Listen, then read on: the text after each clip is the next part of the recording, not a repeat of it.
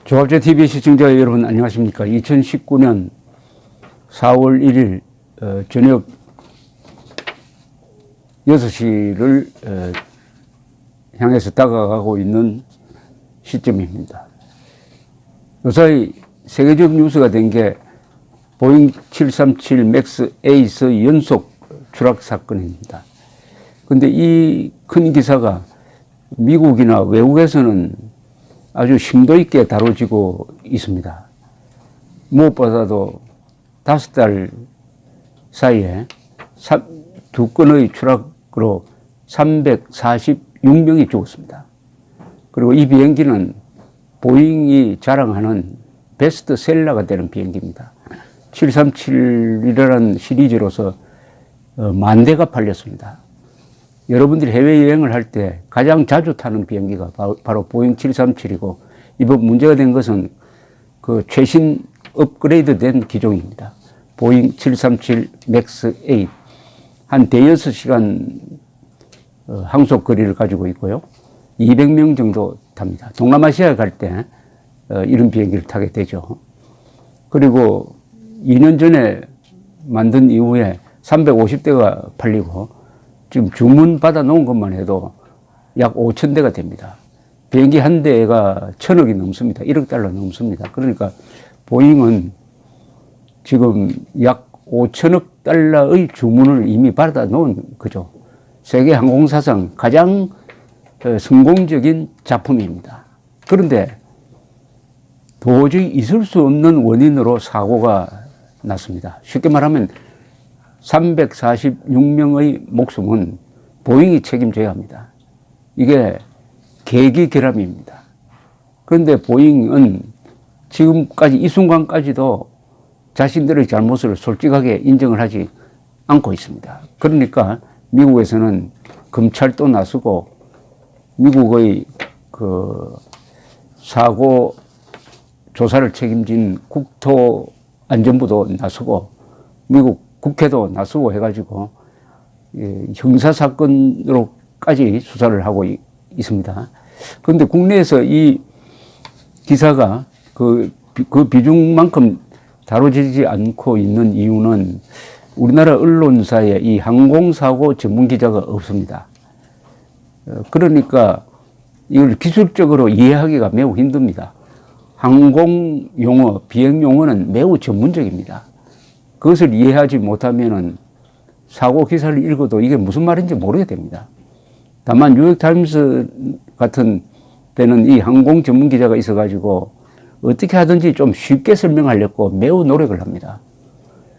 그런 뉴욕타임스 기사를 읽어도 참 이해하기가 힘드니까 한 2번, 3번 읽어야 됩니다. 다만 저는 공군에서 비행기 요격 관제병으로 근무를 했고, 기자 생활을 하면서 큰 비행사고, 항공사고를 거의 빠짐없이 취재를 했습니다. 대한항공 폭파 사건이라든지 1983년 9월 1일에 일어났던 사할린 상공에서 대한항공 제로제로 편이 소련 요격기에 의해서 격추된 사건이라든지, 또는 1997년에 대한항공기가 괌에 착륙을 하려다가 산꼭대기에 부딪혀서 큰 사고가 난 거, 이런 걸 다 취재를 한 경험이 있어가지고, 이 비행사고가 지난 5개월 전에, 즉 작년 10월에 인도네시아 자카르타에서 났을 때부터 계속 이 이야기를 해드리고 있습니다. 그렇지만 이 방송을 할 때 제가 힘이 좀 듭니다. 왜냐하면 이 기계와 관련된 공학적인 문제니까 어떻게 하든지 쉽게 좀 설명을 하려고 노력을 합니다. 들으신 분들이 남긴 댓글을 보면은 제 설명을 듣고 알았다, 이렇게 소감을 밝힌 분들이 많아서 상당히 보람 있게 생각을 하고 있습니다. 지난 10일 에티오피아에서 있었던 이 보잉 737 맥스 8 추락 사건의 원인도 5개월 전에 있었던 인도네시아 라이온 에어 737 맥스 8 사고처럼 자동 실속 방지 장치의 오작동, 오작동에서 비롯된 것이고, 오작동의 원인도 센서의 고장에서 비롯된 것이다 라는 쪽으로 지금 결론이 나고 있습니다.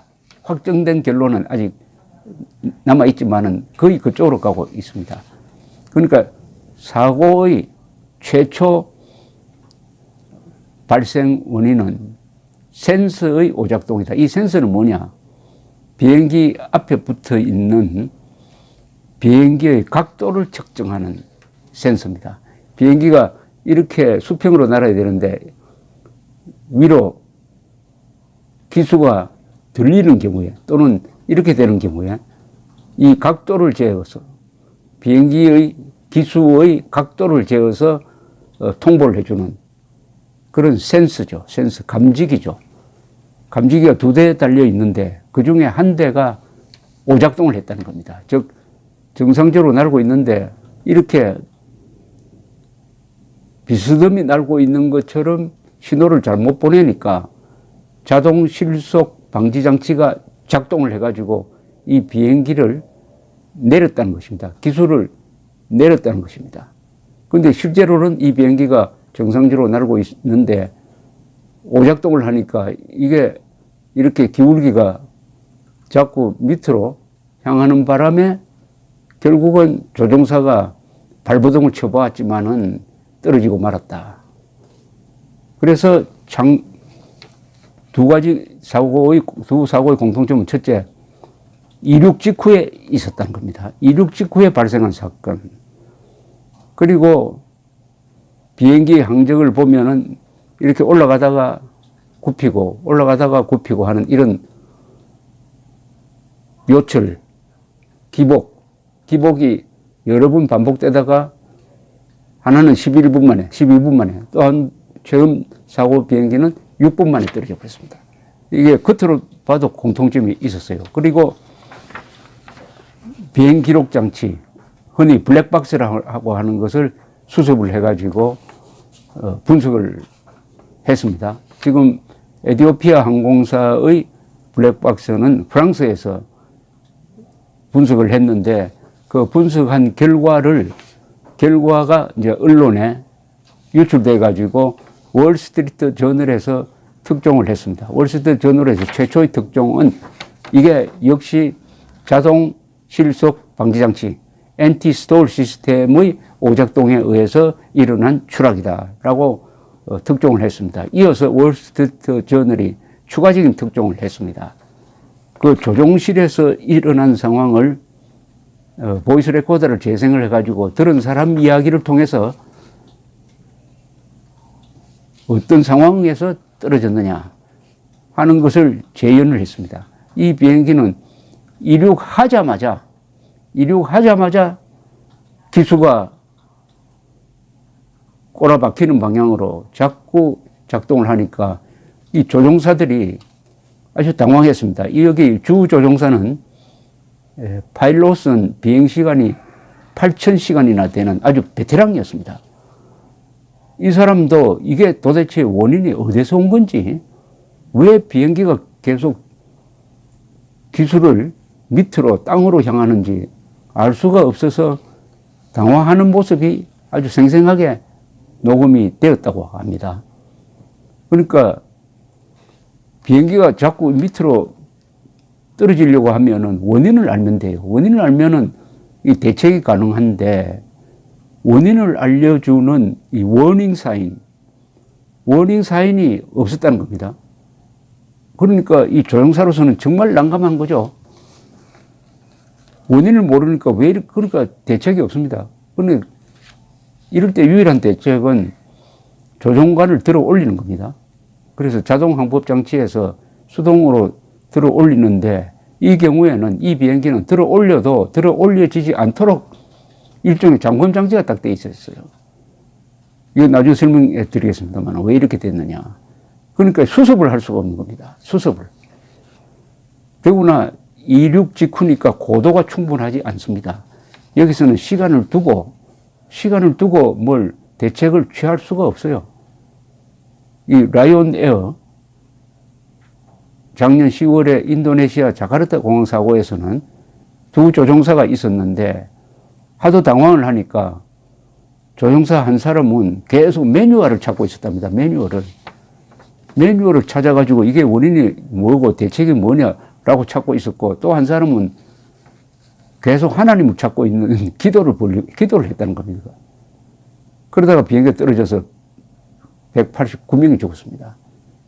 이번에는 157명이 죽어서 346명입니다. 그 아주 숨막히는 상황을 한번 생각해 보십시오. 조종사가 얼마나 당황했고 얼마나 절망적이었는지. 그런데 이 월스트리트 저널의 추가적인 취재에 의하면은 이 자동 실속 방지 장치가 왜 작동했느냐. 즉 정상적으로 날고 있으면 가만둬야 되는데 왜 갑자기 비행기를 끌어내리는 쪽으로 작동을 했느냐. 그것은 센서가 오작동했다. 비행기 각도를 재는 이 센서가 오작동하는 바람에 자동 실속 장치도 연동돼 가지고 오작동을 하고 말았다 하는 것을 또 밝혀냄으로써 아마 공식 발표가 곧 나올 겁니다. 그래서 이제는 보잉의 결정적 실수다. 그리고 보잉의 은폐다. 이 보잉사를 제대로 감독하지 못한 미국 연방항공청 FAA의 책임이다 라는 쪽으로 이제 상황이 몰려가고 있습니다.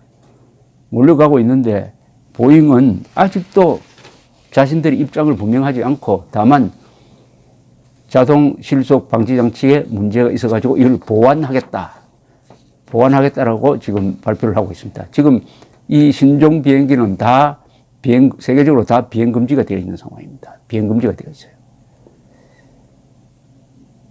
그러면 처음부터 뭐가 잘못됐느냐? 이제 하나씩 짚어보면은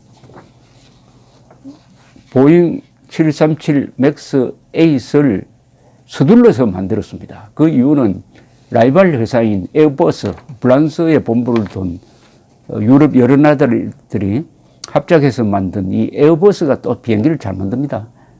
또 프랑스는 옛날부터 이 비행기 잘 만드는 나라로 유명한 나라죠. 그러니까 보잉과 에어버스가 세계 이 여객기 시장을 분점하고 있습니다. 아주 치열합니다, 경쟁이. 이 에어버스가 A320이라는 비행기를 만들어서 팔기 시작하니까 보잉이 거기에 라이벌되는 비행기를 만들어야 되겠다. 그래서 보잉 737을 업그레이드 해가지고 최신형을 만드는데 그 포인트는 기름이 적게 드는 비행기를 만든다. 그걸 연비라 그러죠. 연비. 기름 쓰는 분량과 비행기가 날아가는 그 길이를 연비라고 그러지 않습니까? 자동차도 마찬가지입니다. 연비가 좋은 비행기를 만든다. 그렇게 해야 항공사에서 그런 비행기를 사주는 겁니다. 이익을 남기기 위해서. 이 기름값이 전체 코스트의 한 10%, 15% 됩니다. 그런데 이제 새로운 엔진을 만들었습니다. 여기서 문제가 생기기 시작합니다. 그냥 단순한 무슨 업그레이드 정도가 아닙니다. 비행기를 완전히 새로 신종 비행기를 만든 거예요. 새로 엔진을 만드는데 이 엔진은 연비를 좋게 하기 위해서 개량을 하다 보니까 기존 것보다 좀 무거워졌어요. 이 무거운 엔진을 다니까 기체가 불안정해졌습니다. 기체가 가만히 내버려둬도 비행기 날다가 이렇게 앞이 들리는 경향을 보여주는 이런 비행기가 되고 말았습니다. 이런 비행기를 왜 날도록 했느냐. 여기서부터 이제 문제가 생기는 거죠. FAA에서 설계 단계부터 개입해가지고 그런 비행기는 안 된다. 처음부터 설계를 바로 잡아라. 이렇게 들어갔어야 됩니다. 그러나 FAA는 보잉이라는 회사가 워낙 거대한 회사고 전통이 있고 좋은 비행기를 많이 만들었기 때문에 상당히 이 보잉에 재량권을 많이 준 것 같아요. 그래서 그런 비행기가 날도록 허가를 해주고 말았습니다.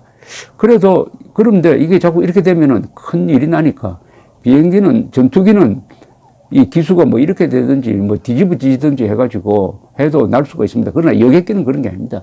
여객기는 이 기울기가 30%만 돼도 양력을 잃어버리고 추락하게 돼 있어요. 자, 그러면은 어떻게 할 거냐 해가지고 여기에 장치를 하나, 보완 장치를 하나 붙인 게 바로 엔티스톨 시스템, 실속 방지 장치입니다.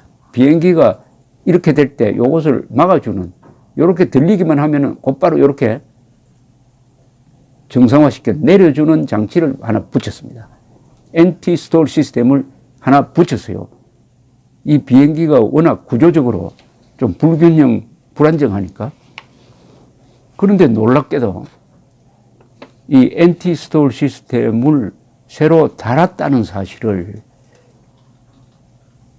조종사에게 제대로 교육을 시키지 않았습니다. 여기서부터 문제가 틀리기 시작한 거지. 아주 중요한 엔티스톨 시스템을 달았으면은 비행회사에 이 비행기를 몰 때는 조종사들을 반드시 훈련을 시켜야 된다. 여기에 적응할 수 있도록 훈련시켜야 된다.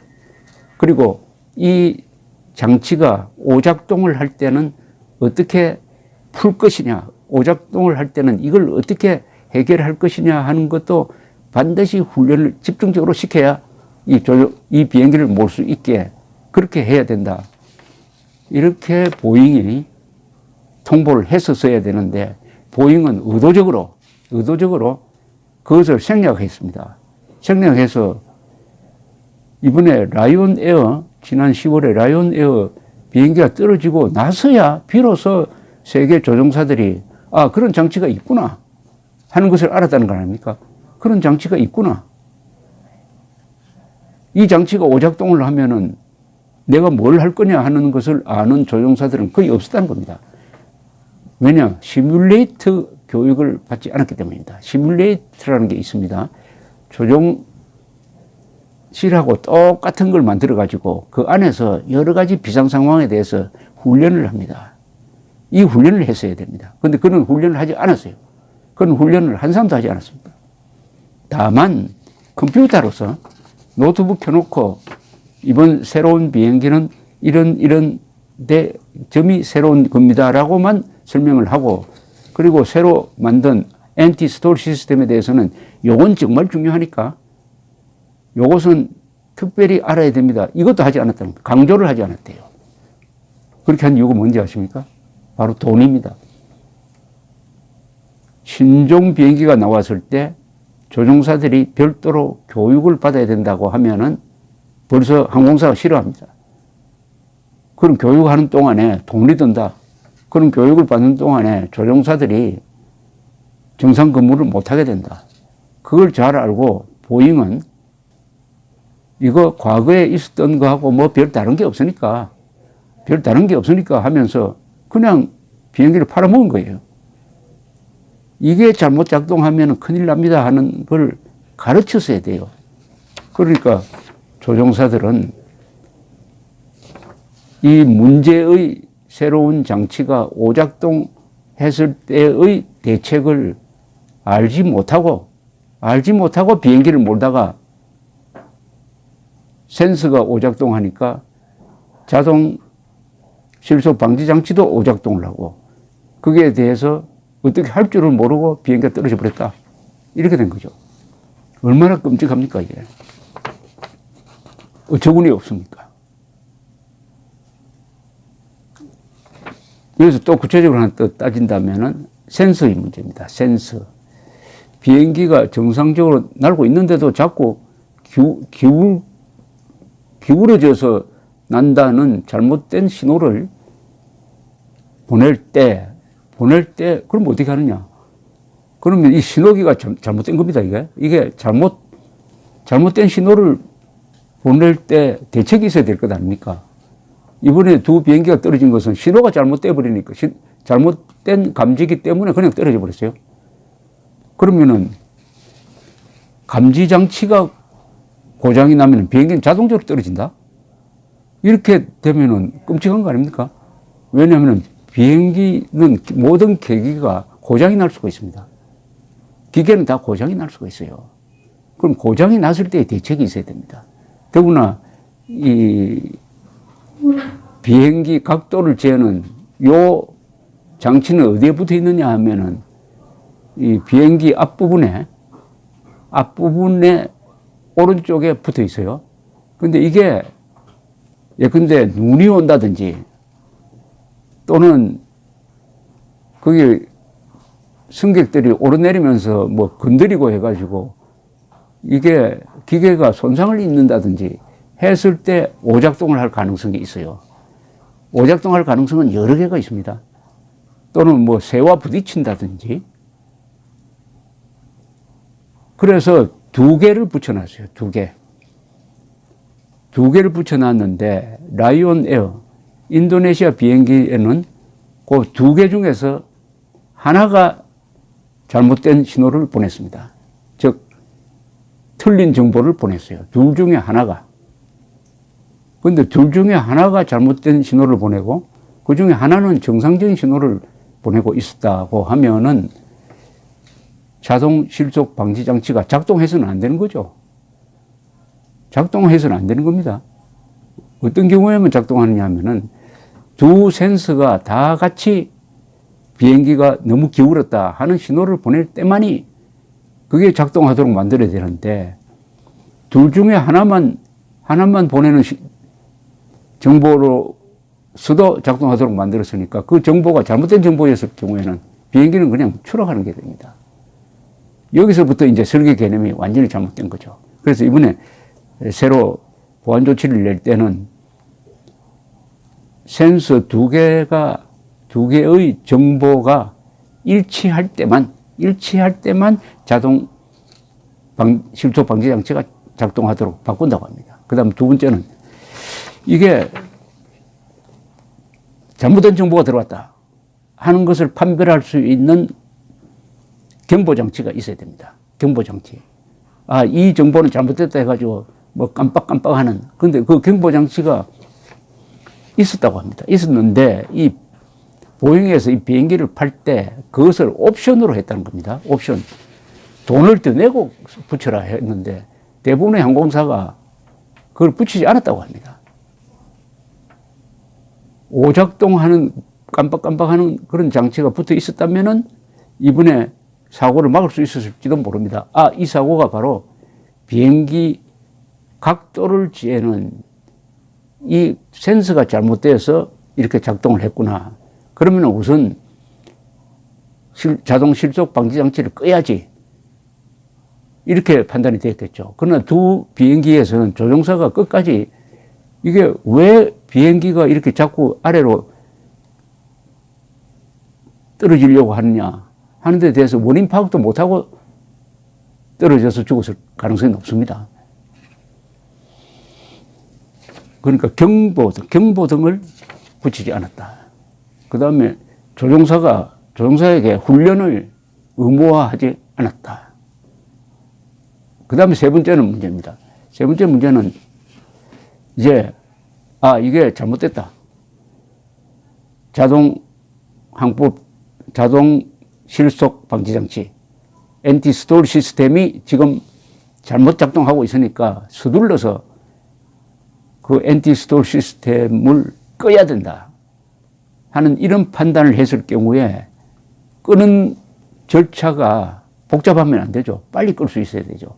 뭐 스위치 하나만 탁 돌린다면은 꺼진다든지 아니면 조종관을 잡아당겨 버리면은 그냥 기수가 도로 회복이 된다든지 이렇게 해놓았어야 되는데 이 비행기는 끄는 과정이 복잡해요.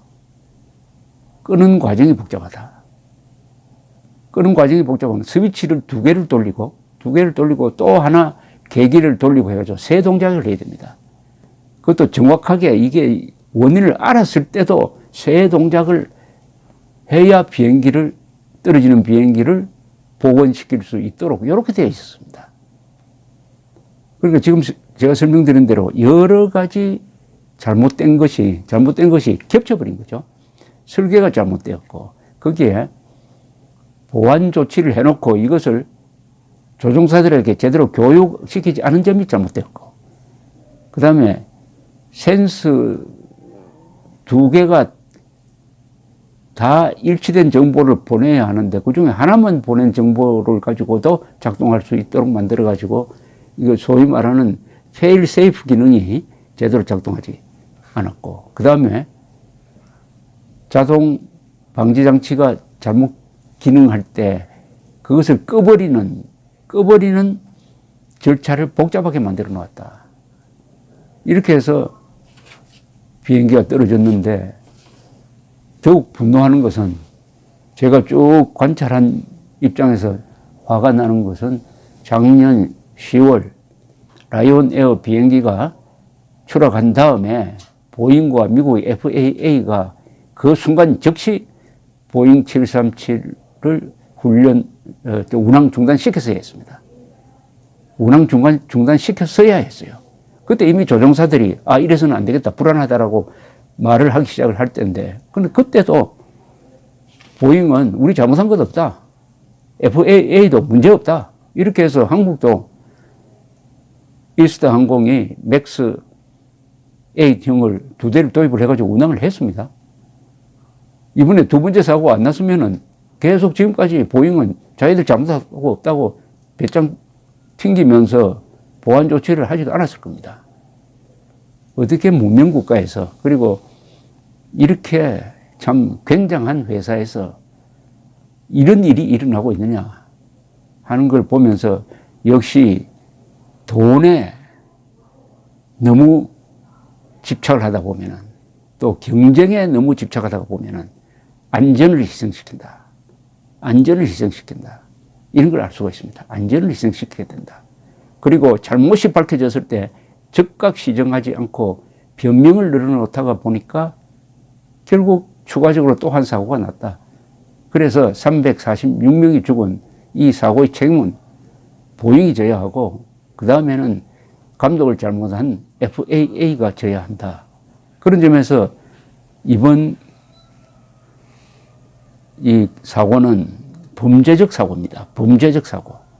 단순한 과실이 아니라 고의적으로 진실을 은폐해서 일어난 사고입니다. 그런 점에서 세계 항공사상 이번 이 사고는 최악의 사고입니다. 최악의 사고입니다. 감사합니다.